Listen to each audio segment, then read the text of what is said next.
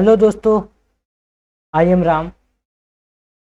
और जैसा कि कंटिन्यू क्लासेस आ रही थी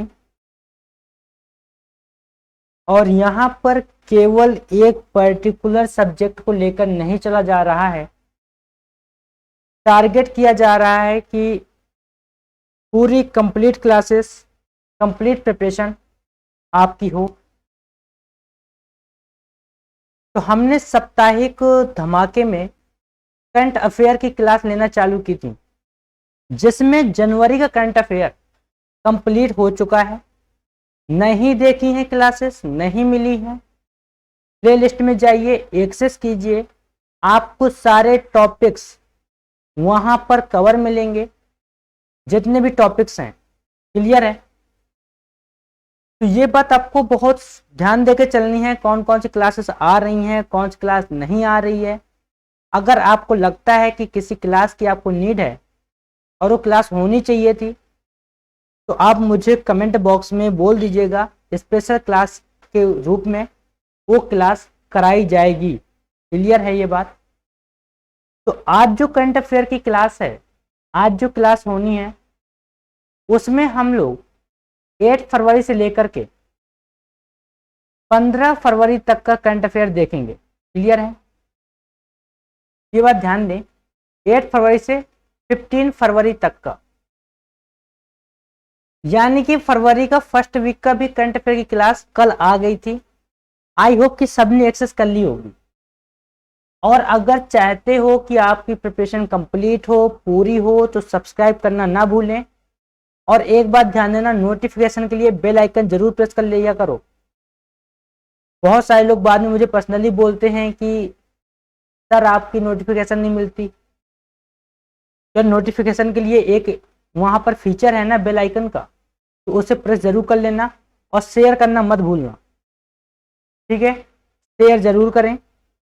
तो आज क्या देखना है, 8 फरवरी से लेकर के 15 फरवरी तक का करंट अफेयर, यानी फरवरी के सेकेंड वीक का या दूसरे सप्ताह का करंट अफेयर। क्लियर है?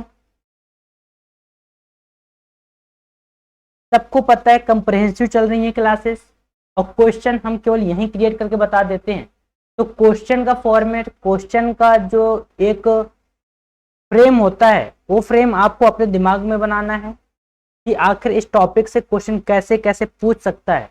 जिस दिन आप ये सीख गए, याद रखना, एग्जाम को सॉल्व करना सीख गए, ये समझ लेना आता हुआ क्वेश्चन तो बनेगा ही बनेगा।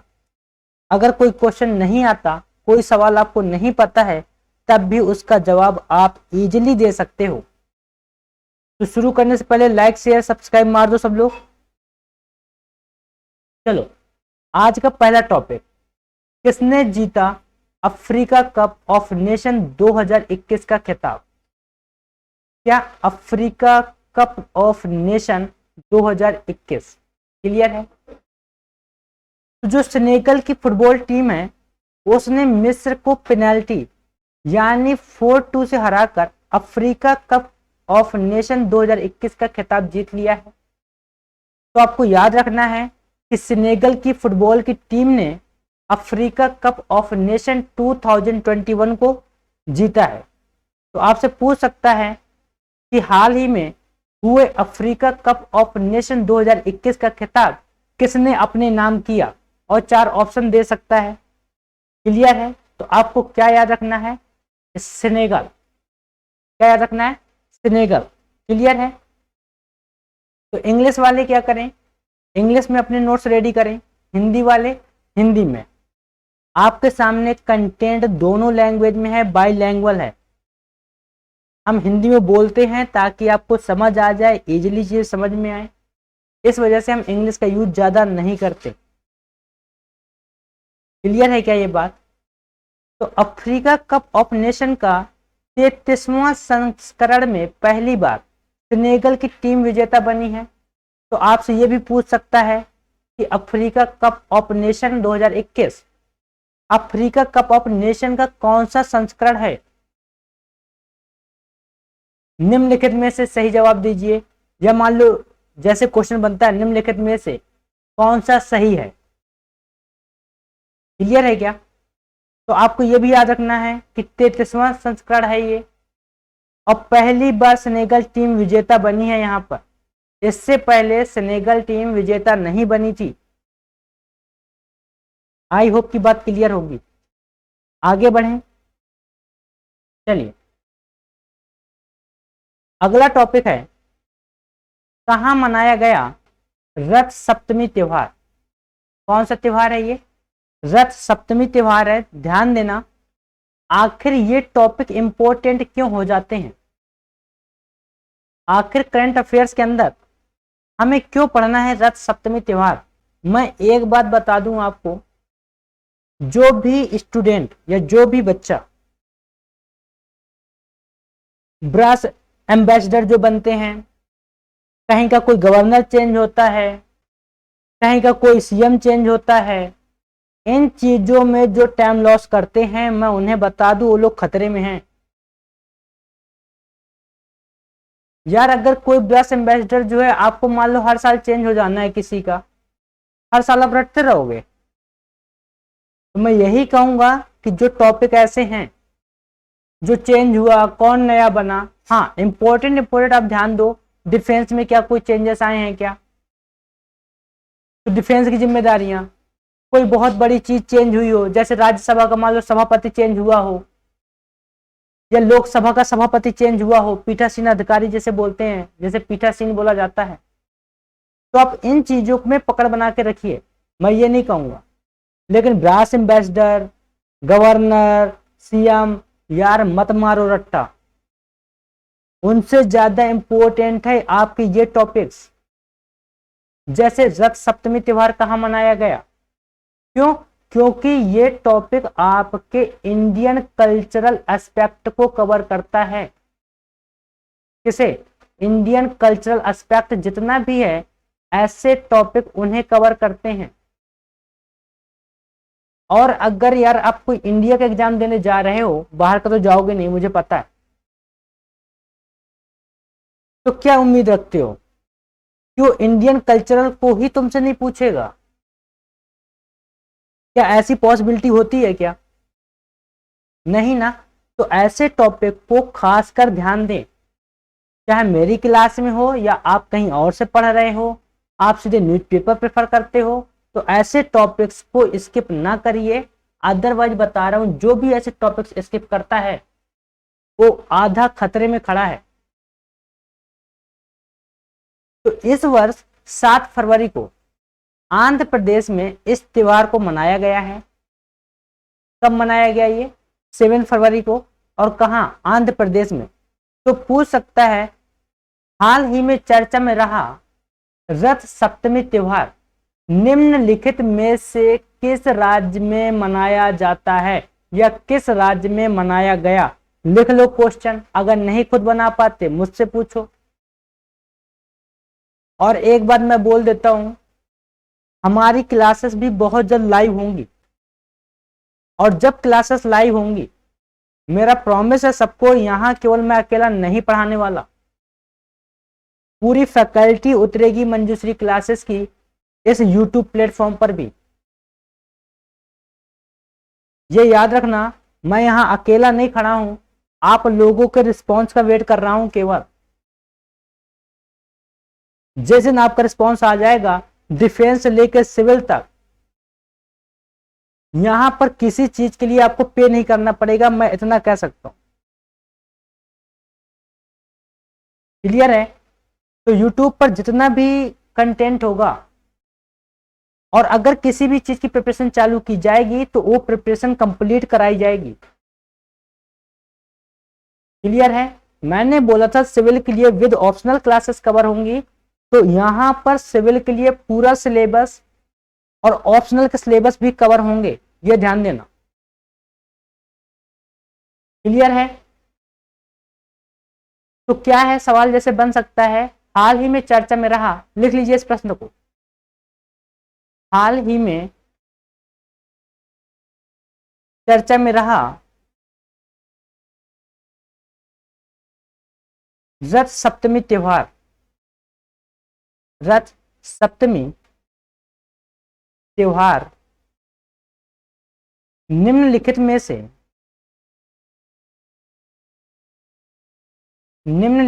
से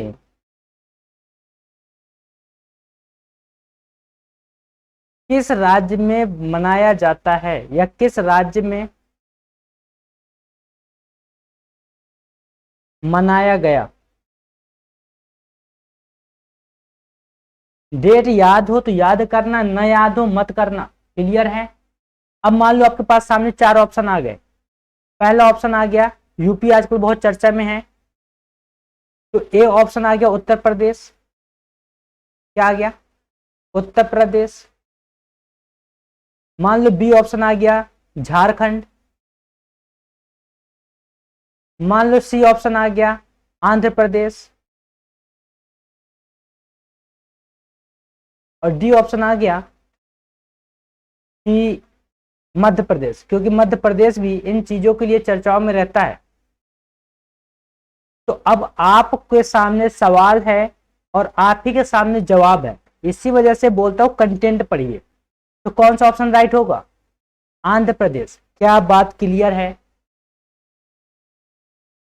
क्या बात क्लियर हुई कि आखिर आपसे सवाल कैसा पूछा जा सकता है करंट अफेयर के अंदर? वो पूछ सकता है हाल ही में चर्चा में रहा रथ सप्तमी त्योहार निम्नलिखित में से किस राज्य में मनाया गया या किस राज्य में मनाया जाता है?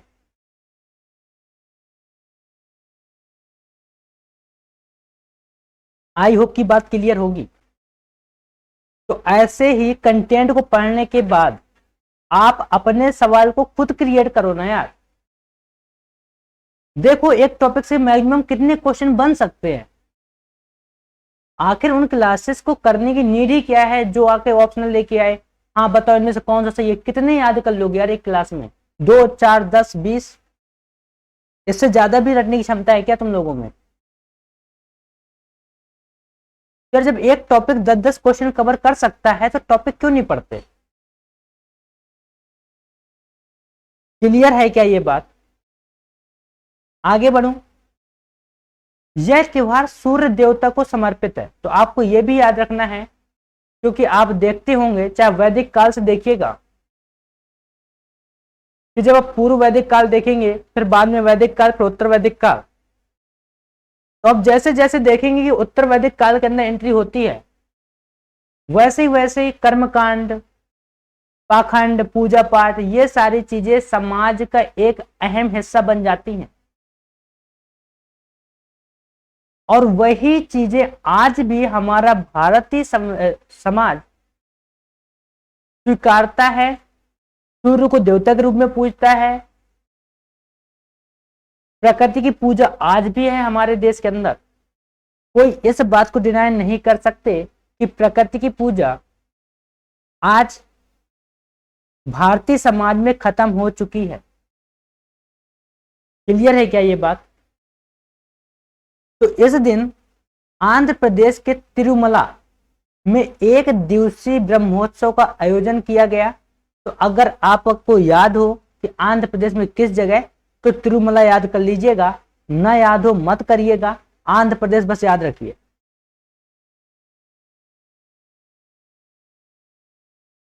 क्लियर है ये बात? क्लियर है क्या ये बात?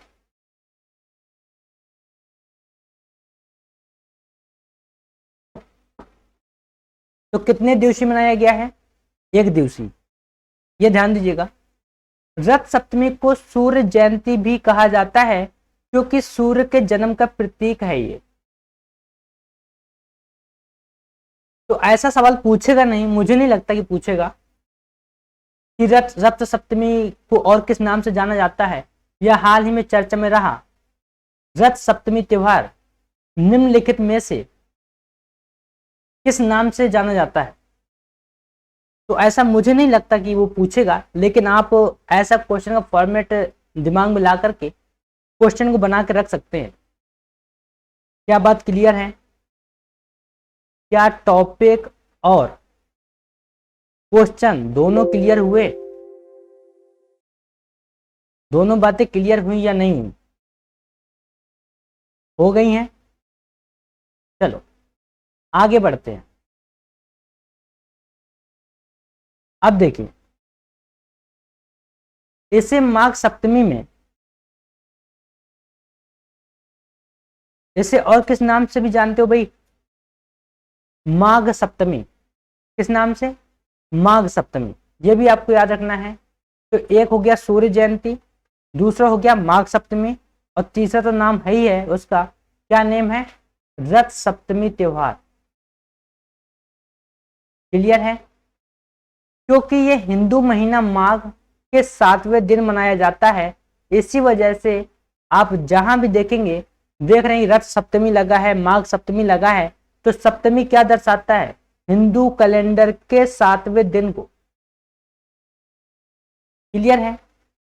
तो रथ सप्तमी मौसम परिवर्तन और कटाई के मौसम की शुरुआत का भी प्रतीक होता है, तो ये आपको याद रखना है। ये किसानों के लिए एक खुशी का माहौल होता है। क्यों? यहां से मौसम परिवर्तन दिखाई देता है और कटाई का मौसम आता है और कटाई शुरू होती है। क्लियर है क्या ये बात? आई होप की बात क्लियर होगी। आगे बढ़ें।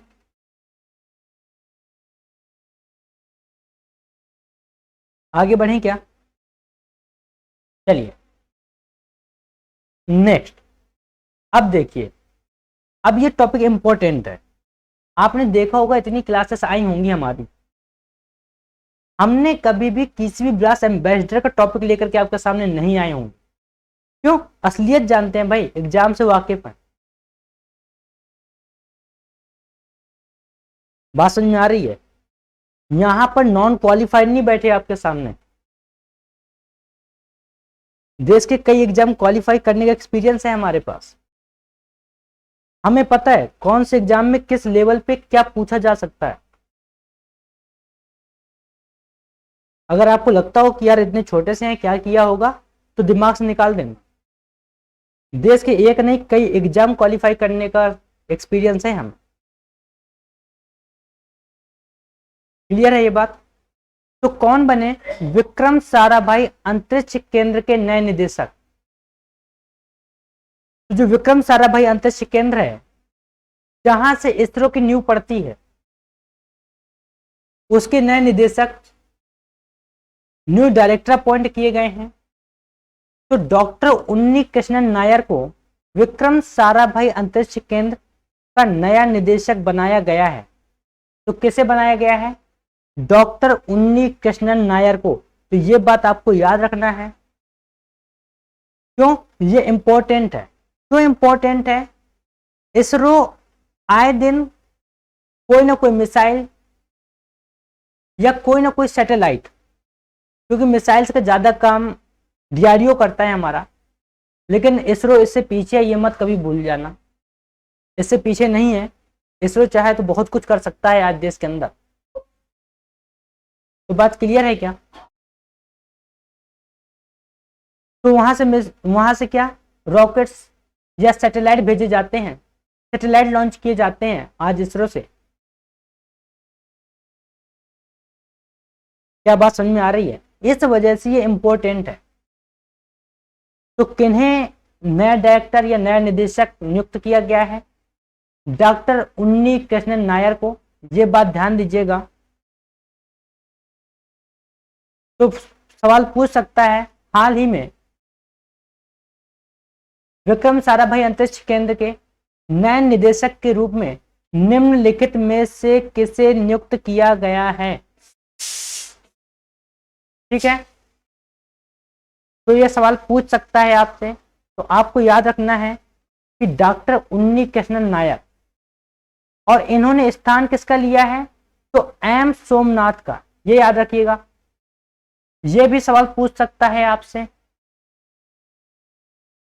कि हाल ही में विक्रम साराभाई अंतरिक्ष केंद्र के नए निदेशक डॉक्टर उन्नी कृष्णन नायर ने निम्नलिखित में से किसका स्थान लिया है, या निम्नलिखित में से किसके स्थान पर आए हैं। ये आए हैं वाला नहीं पूछता, लेकिन निम्नलिखित में से किसका स्थान लिया गया है, ये सवाल आपसे पूछा जा सकता है। तो आपको याद रखना है कि एम सोमनाथ, क्या एम सोमनाथ, क्लियर है? अगर पढ़ाने की स्पीड तेज है कमेंट बॉक्स में बता दीजिएगा कि सर भाई जो भी बोल सको। क्लियर है कि आपकी पढ़ाने की स्पीड तेज है, धीमी कर लीजिए, या अगर कोई अनदर प्रॉब्लम है तो भी आप मुझे बता सकते हैं।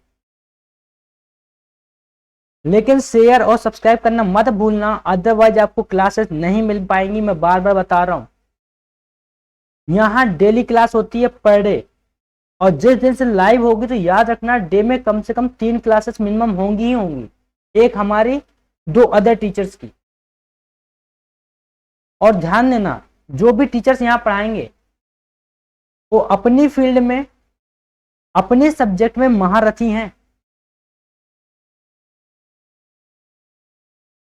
मोर देन 23 ईयर्स का एक्सपीरियंस है उनके पास, ये ध्यान देना।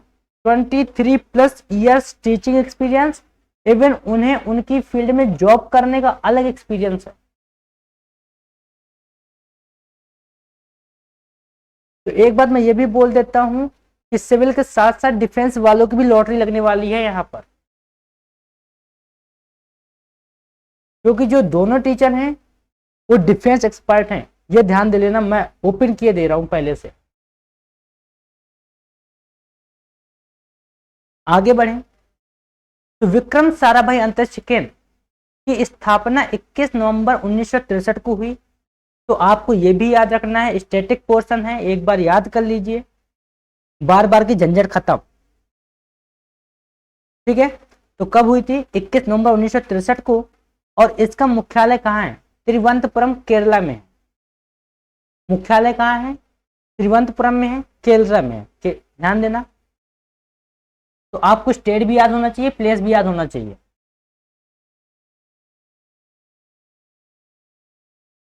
यार ये चीजें करंट में पढ़ने लायक है।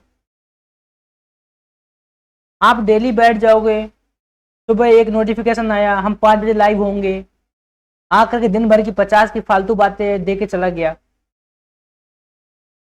यार अगर मिनिमम ले लो, डेली की 30 बातें उन लोगों ने दी, जब महीने की 900 बातें होगी भैया, कहां तक याद रखोगे? तो इससे बेटर है ना कि जो वीक की 10 बातें हैं, जो वीक के 10 इंपॉर्टेंट मुद्दे हैं उन पे पकड़ बनाओ, तो उससे बोलते करंट अफेयर। बात समझ में आ रही है? हाँ, डेली की 50 बातें जो फालतू की, बिना फालतू की जो भी हैं, उन्हें करंट अफेयर नहीं बोला जाता। क्लियर है क्या ये बात? तो स्थापना कब हुई थी? 21 नवंबर 1963 को हुई थी। मुख्यालय कहाँ है? तिरुवनंतपुरम केरला में है। क्लियर है? आगे बढ़े चलो। यह इसरो का एक प्रमुख अंतरिक्ष अनुसंधान केंद्र है। तो क्या है ये? इसरो का प्रमुख अंतरिक्ष अनुसंधान केंद्र है, जो भारत के उपग्रह कार्यक्रम के रॉकेट और अंतरिक्ष उड़ानों पर ध्यान केंद्रित करता है। तो यह भी आपको याद रखना है कि पर्पज क्या क्या है। तो रॉकेट और जितने भी आपके यहां से सैटेलाइट जाते हैं, अंतरिक्ष उड़ानें होती हैं, वो सारी बातों पर जो ध्यान देता है, जो उन पर काम करता है, वो कौन है? क्लियर है? क्लियर है क्या? आगे बढ़े चलो। कब लॉन्च करेगा इसरो अपना निगरानी सैटेलाइट? अब देखो, तो देखो अभी हमने क्या पढ़ा? साराभाई अनुसंधान केंद्र के बारे में पढ़ा, वहां से इसरो आया, 1963 में स्थापना हुई साराभाई अनुसंधान केंद्र की, है ना? और मुख्यालय कहाँ है? तिरुवनंतपुरम केरला में। अब यहां पर क्या हुआ? इसरो अपना निगरानी सैटेलाइट लॉन्च करने जा रहा है। कब? 14 फरवरी की सुबह 5:59 में इस साल के अपने पहले सैटेलाइट को लॉन्च करने जा रहा है। कौन? इसरो। क्या बात क्लियर है? तो इसरो इस साल के अपने पहले निगरानी सैटेलाइट को लॉन्च करेगा या कर चुका है, क्योंकि क्लास अभी आ रही है तो ये बात फरवरी में हो चुकी थी, क्योंकि ये करंट अफेयर फरवरी का है, ध्यान देना।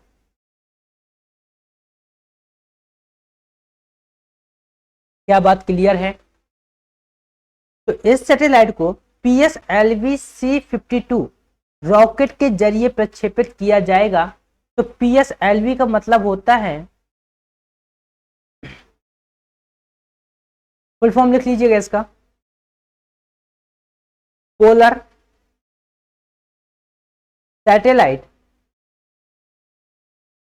लॉन्चिंग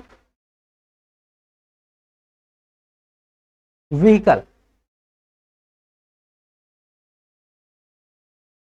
क्या क्लियर है? तो polar satellite launching vehicle main body है, और ये जो C-52 है ये इसके संस्करण को दर्शाता है, सीरीज को। जैसे गाड़ियों की सीरीज आती है ना, A सीरीज आई, फिर B आई, फिर C आई, और गाड़ियों कंपनियां क्या करती हैं, वो सीरीज निकालते हुए चली जाती हैं। इसी तरह से PSLV, GSLV है ना, जियो सिंक्रोनस सैटेलाइट लॉन्चिंग व्हीकल, तो ये भी अपडेट कर करके क्या लाते हैं, नए नए संस्करण लाते हैं। और ये जो C-52 है उस लॉन्चिंग व्हीकल के संस्करण को दर्शाता है कि आखिर कौन से सीरीज का है, कौन से संस्करण का है। लेकिन जो मेन व्हीकल है वो कौन है, PSLV। क्लियर है क्या? जब साइंस एंड टेक पढ़ाएंगे हम तो ये सारी बातें बहुत डेप्थ में और एकदम एग्जैक्ट कंटेंट के साथ आपके सामने लाएंगे। क्लियर है? क्लियर है क्या? क्योंकि मैं पहले ही बता चुका हूं कि टेक्निकल मेरा फेवरेट है, ये ध्यान देना।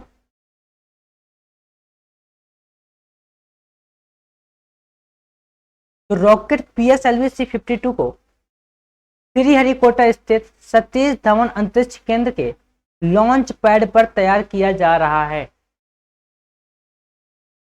तो आपको एक बात याद रखना है, जो मोस्टली सारे, एक तरह से सारे जितने भी सैटेलाइट लॉन्च किए जाते हैं वो हमेशा श्रीहरिकोटा सतीश धवन पथ अंतरिक्ष केंद्र से ही लॉन्च किए जाते हैं। क्लियर है? क्योंकि इसरो का लॉन्चिंग पैड है वहां पे। आगे बढ़े क्या? चलिए,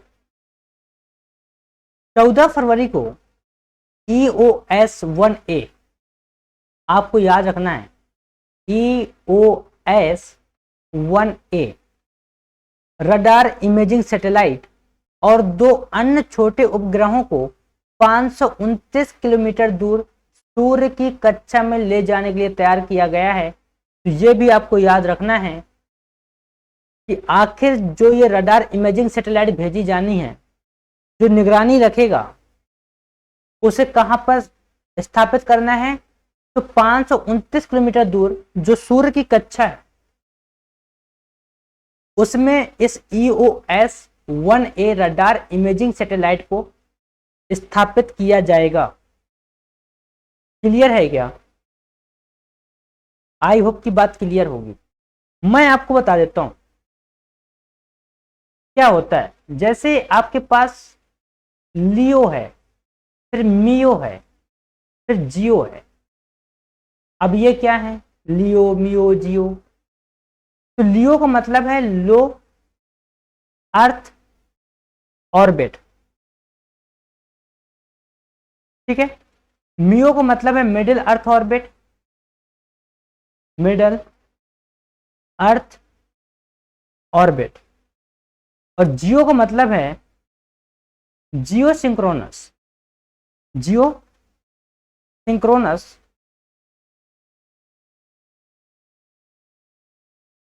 अर्थ ऑर्बिट। क्लियर है?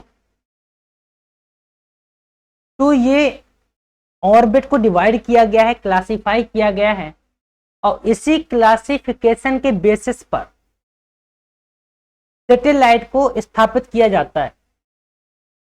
आप जियो वाले को मियो में स्थापित नहीं कर सकते, क्यों? आपका पर्पज ही कंप्लीट नहीं होगा। आप मियो वाले को लियो में स्थापित नहीं करेंगे, क्यों? पर्पजफुली होता है, और उसके लिए वहां की जो कंडीशन है उसी हिसाब से उस सैटेलाइट को बनाया जाता है। अगर उसका एनवायरनमेंट वहां पर नहीं मिलेगा, मतलब आपने लियो वाले को मियो वाले में भेज दिया, मियो वाले के लियो वाले में, अब लियो का पर्पज अलग है, मियो का पर्पज अलग है। उसके बाद क्या हुआ, सैटेलाइट काम तो करेंगे थोड़ा बहुत, लेकिन आप जिस इफिशियंसी को चाहते हैं कि आपको मैक्सिमम इफिशियंसी मिले, वो इफिशियंसी आपको नहीं मिल पाएगी। क्या बात क्लियर है? तो रीसैट 1A एक रडार इमेजिंग सैटेलाइट है जिसका इस्तेमाल खास तौर पर निगरानी के लिए किया जाता है। तो ये ध्यान देना है कि आपका जो ये एक रडार इमेजिंग सैटेलाइट जो भेजा गया वो क्या करेगा, वो निगरानी करेगा। क्लियर है? अब देखिए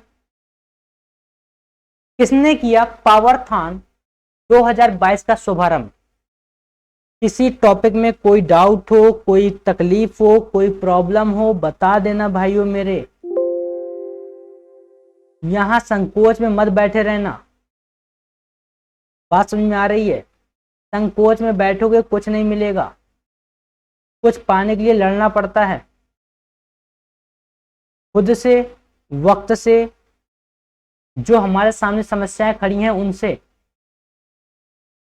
बिना लड़े आज तक किसी को कुछ हासिल नहीं हुआ। तो हम यहां पर आपको आगे बढ़ाने के लिए बैठे हैं, तो आप हमसे फाइट करिए, लड़िए कि हमें ये चाहिए, आपका राइट है। क्यों हम यहां पर आए हैं, किस पर्पज से? आपको पढ़ाने के पर्पज से ना। तो दैट्स योर राइट। आपने सब्सक्राइब किया है मेरा चैनल, आप जुड़े हैं एक भरोसे के साथ, तो आपका हक बनता है, आप मुझसे लड़ सकते हैं, आप मुझे बोल सकते हैं कि आपने ये वादा किया था, आपने ये प्रॉमिस किया था, अभी तक पूरा नहीं किया। तो दैट्स योर राइट, अपने राइट को पहचानो। तो किसने किया है पावरथॉन 2022 का शुभारंभ? तो विद्युत मंत्री आर.के. सिंह ने वर्चुअली हैकथॉन प्रतियोगिता पावरथॉन 2022 का शुभारंभ किया है। ये आपको याद रखना है। क्लियर है क्या? आपको क्या रखना है, याद रखना है। और इसका शुभारंभ करने का पर्पज क्या है? विद्युत वितरण में नए तकनीकों के प्रयोग को बढ़ावा देना इसका पर्पज है। कि जो तकनीकी डेवलपमेंट हो रहा है कंट्री के अंदर, उसमें इलेक्ट्रिसिटी की नीड बहुत ज्यादा बढ़ती जा रही है डे टू डे। लेकिन एक बात यह भी है कि हम लोग पहले से कम के या पहले से कम पावर के, पहले से कम वोल्ट के इक्विपमेंट यूज करने लग गए हैं, बनाने में सक्सेस रहे हैं। लेकिन नंबर ऑफ इक्विपमेंट बढ़ता जा रहा है। नंबर ऑफ इक्विपमेंट बढ़ने की वजह से देश के अंदर इलेक्ट्रिसिटी का कंजप्शन बढ़ रहा है। तो ये बात ध्यान दीजिएगा। तो जो विद्युत वितरण की प्रॉब्लम आ रही है नई तकनीकों को लेकर के, तो उनके प्रयोग में बढ़ावा देने के लिए विद्युत मंत्री आर.के. सिंह ने वर्चुअली हैकथॉन प्रतियोगिता पावरथॉन 2022 का शुभारंभ किया है। तो ये बात आपको याद रखना है, या सवाल कैसे पूछ सकता है ये ध्यान देना। वो पूछ सकता है हाल ही में चर्चा में रहे पावरथॉन 2022 का शुभारंभ निम्नलिखित में से किसने किया है। दूसरा सवाल पूछ सकता है आपसे, हाल ही में चर्चा में रहे पावरथॉन 2022 का उद्देश्य क्या है। बात समझ में आ रही है? तो आपसे वो दो तरीकों से यहां से क्वेश्चन पूछ सकता है। आगे बढ़ें, चलिए। यह हैकथॉन विद्युत मंत्रालय द्वारा पुनरुत्थान वितरण क्षेत्र योजना के उद्देश्यों के अनुरूप लॉन्च किया गया है। तो किसके अनुरूप लॉन्च किया गया है? जो विद्युत मंत्रालय का एक एस्पेक्ट्स है, क्या है? पुनरुत्थान वितरण क्षेत्र योजना। तो उसके अनुरूप इसे लॉन्च किया गया। और इसे बढ़ावा दी जाने की कोशिश की जा रही है। तो आरडीएसएस विद्युत मंत्रालय द्वारा शुरू की गई सुधार आधारित और परिणाम लिंक्ड योजना है। तो ये ध्यान दीजिएगा, ये एक रिफॉर्म के लिए पॉलिसी आई है, योजना आई है, तो आपको ये बात ध्यान देनी है। क्लियर है? और इसका प्रमुख उद्देश्य स्टील तकनीक और वाणिज्यिक घाटों को 12 से 15% तक कम करना है। तो ये भी आपको ध्यान देना है। वो पूछ सकता है कि हाल ही में चर्चा में रहे पावरथॉन 2022। क्लियर है? में या उसका पर्पज के हिसाब से सवाल पूछ सकता है। जैसे एक सवाल बनाते हैं, यहाँ पे बोलने और बनाने में डिफरेंस होता है। देखिएगा, हाल ही में चर्चा में रहे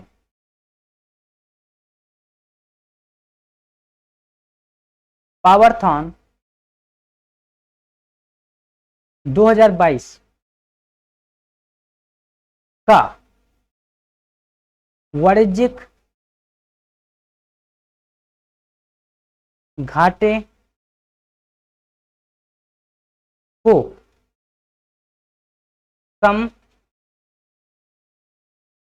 करने का लक्ष्य निर्धारित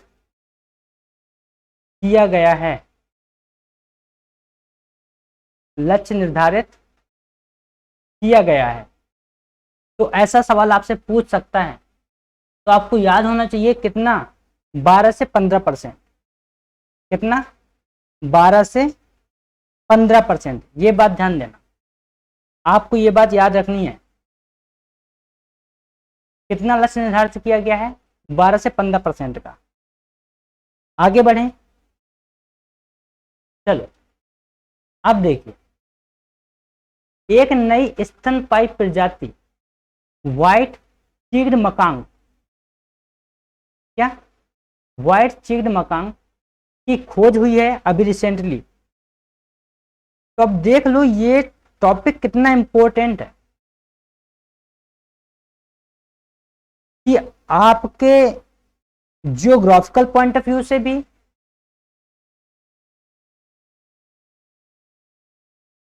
आपकी स्पीसीज जो न्यू डिस्कवरी स्पीसीज होती हैं उनके पॉइंट ऑफ व्यू से भी,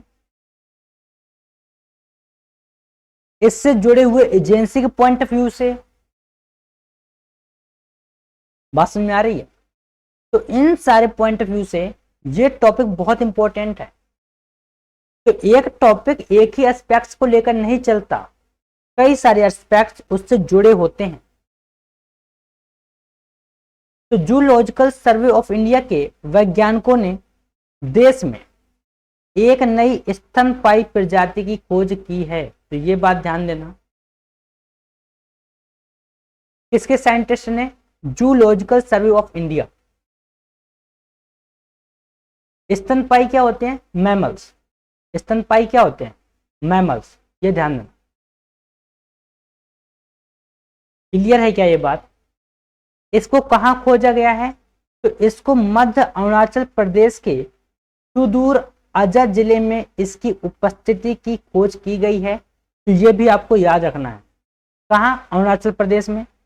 पूछ सकता है हाल ही में चर्चा में रही व्हाइट चिक्ड मकांग स्तनपायी प्रजाति निम्नलिखित में से किस राज्य में खोजी गई है, या निम्नलिखित में से किस राज्य में पाई गई है? क्लियर है क्या? तो आपको ये याद रखना है कि मध्य अरुणाचल प्रदेश में। क्लियर है? यहां से दूसरा सवाल और क्या पूछ सकता है, आपके साइंस को रिलेट करके पूछ सकता है कि हाल ही में चर्चा में रही स्तनपायी प्रजाति या हाल ही में चर्चा में रही व्हाइट चिक्ड मकांग प्रजाति निम्नलिखित में से किस ग्रुप को बिलोंग करती है? तो स्तनपायी दे देगा, रेप्टाइल दे देगा, ऐसे ही 4 ऑप्शन दे सकता है। तो आपको यह भी याद रखना है कि स्तनपायी यानी मैमल्स ग्रुप को बिलोंग करती है ये प्रजाति? क्लियर है क्या?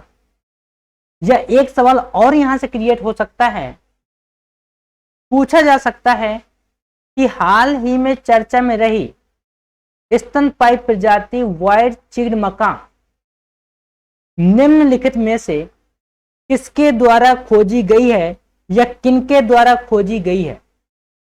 तो जूलॉजिकल सर्वे ऑफ इंडिया के साइंटिस्ट ने इसे खोजा है। तो आपको एजेंसी का नाम भी याद होना चाहिए कि जूलॉजिकल सर्वे ऑफ इंडिया ने या उसके साइंटिस्टों ने इसे खोजा है। क्या बात क्लियर है? यह ध्यान देना, हमारे कंटेंट की हर एक लाइन सवाल पैदा करती है।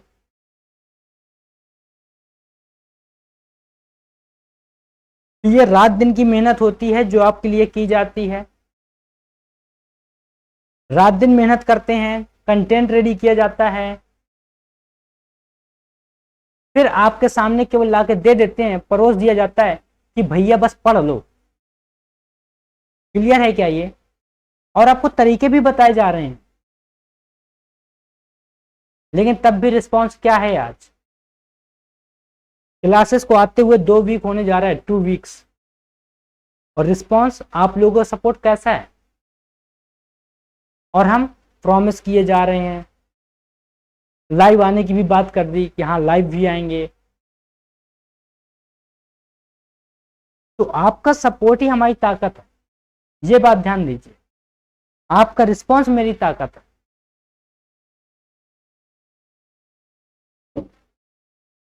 आगे बढ़ें, चलिए। यह खोज अंतरराष्ट्रीय जर्नल एनिमल जीन में प्रकाशित हुई है। यहां से भी सवाल बना सकता है, हाल ही में चर्चा में रही स्तनपायी प्रजाति व्हाइट चिक्ड मकाक निम्नलिखित में से किस जर्नल में प्रकाशित की गई है, या किस मैगजीन ने, किस जर्नल ने प्रकाशित की है? तो कहां हुई है? अंतरराष्ट्रीय जर्नल एनिमल जीन में। क्लियर है क्या ये बात? तो आपको यहां से भी सवाल का जवाब देना पड़ सकता है, इस वजह से ये टॉपिक बहुत इंपॉर्टेंट होते हैं। आगे बढ़ें, चलिए। कहां मनाया गया कंचोथ पर्व? कौन सा पर्व? कंचोथ पर्व। देखिए, कल्चरल एक्टिविटी है, फिर से कल्चरल एस्पेक्ट को बिलोंग कर रही है। तो जिस तरह से आप करवा चौथ मनाते हैं ना, अरे आप क्यों मनाओगे यार? जो शादीशुदा लेडीज होती हैं वो क्या करती हैं? करवा चौथ मनाती हैं कि नहीं मनाती हैं? मनाती हैं ना। तो करवा चौथ में क्या होता है, क्या होता है पर्पज? हस्बैंड की एज बढ़ जाए। तो इसी तरह से जो यहाँ की महिलाएं हैं, कहाँ की? जम्मू कश्मीर की, वो लोग अपने हस्बैंड के लंबी उम्र के लिए इस पर्व में प्रार्थना करती हैं। क्लियर है क्या ये बात? तो आप इससे करवा चौथ से समझ सकते हैं। तो जम्मू कश्मीर में माघ महीने के शुक्ल पक्ष के दौरान प्राचीन त्योहार कंचोथ मुख्य रूप से नाग अनुयायियों द्वारा मनाया गया है। तो आपको यह ध्यान देना है कि जो नाग समुदाय को बिलोंग करते हैं, जो नाग अनुयायी हैं, अनुयायी का मतलब होता है कोई चीज है और उससे कोई फॉलो कर रहा है। बात समझ में आ रही है? जैसे आप 50 चीजों को फॉलो करते होंगे, दिन भर में 50 क्लासेस देखते होंगे, और कभी शाम को एनालाइज करिएगा हमारी क्लास देखने के बाद और दिन की करंट अफेयर की 50 क्लास देखने के बाद, और कंपेयर करके बताइएगा मुझे कि रिलेवेंट और एग्जाम पॉइंट ऑफ व्यू से इंपॉर्टेंट क्लास आपके लिए कौन सी रही। तो डेली के 50 क्वेश्चन या यहां वीक के 10 से 15 टॉपिक। क्लियर है? तो 3 दिवसीय त्योहार विवाहित महिलाओं द्वारा मनाया जाता है जो अपने पति की लंबी उम्र के लिए प्रार्थना करती हैं।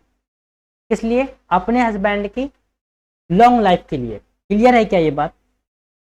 आगे बढ़ें, चलिए। तो सवाल आपको पता होगा कैसे पूछ सकता है। पूछ सकता है राज्यों को लेकर, हाल ही में चर्चा में रहा कंचोट पर्व निम्नलिखित में से किस राज्य में मनाया जाता है या किस राज्य में मनाया गया, उसके उद्देश्य को लेकर पूछ सकता है। निम्नलिखित में से किसके अनुयायी मनाते हैं। ये सारे 2-3 क्वेश्चन यहां से आपके क्रिएट हो सकते हैं, बन सकते हैं।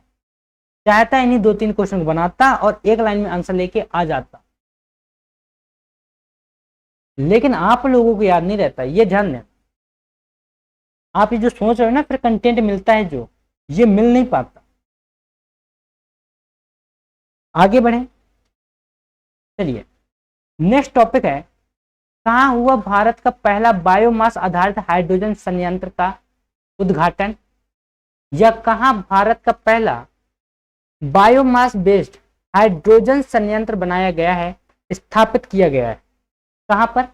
तो भारत का पहला बायोमास आधारित हाइड्रोजन संयंत्र खंडवा यानी मध्य प्रदेश में स्थापित किया गया है या स्थापित किया जाएगा। ध्यान दीजिए, फरवरी करंट अफेयर है, अभी हम पढ़ रहे हैं, तो यह स्थापित हो चुका है। क्लियर है?